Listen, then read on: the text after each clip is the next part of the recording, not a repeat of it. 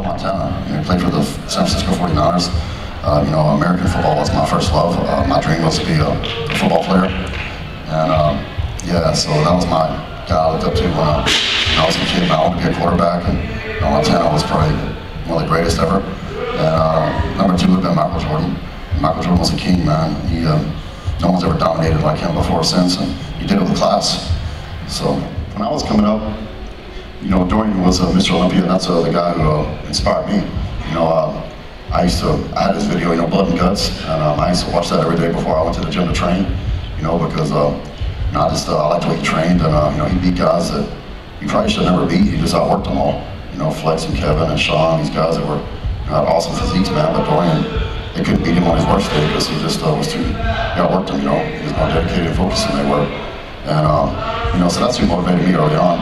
Now today, my motivation comes from, you know, I want to be the champion, you know. It's not about beating Phil, it's just about, you know, I want to win the competition.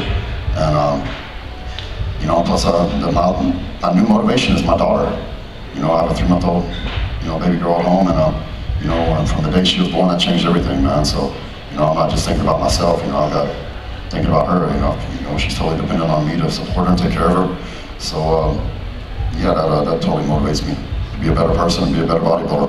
You know, I always give thanks for everything I have. I've been very blessed, and I have faith in my Lord and Savior and faith in myself.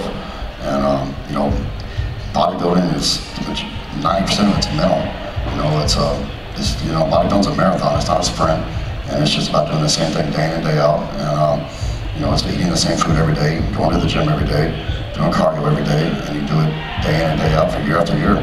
So mentally, if you're not mentally strong, you'll never make it. There's a lot of guys out there that are very, very genetically gifted that never make it because they're not mentally strong. So, you know, you have to have your faith and keep your strength. You know what, I have an awesome wife, man. She, you know, we've been married for 7 years now, and you know, I don't know how many times we've both gotten ready for the Olympia and the Arnold at the same time. And, you know, she always puts me first. I mean, it doesn't matter, we're both getting ready for the Olympia. And I know it's just as important to her as it is to me, but, you know, she'll always put me first. She cooks all the food in the house. You know, we also have a business we run, we have a freight company we run.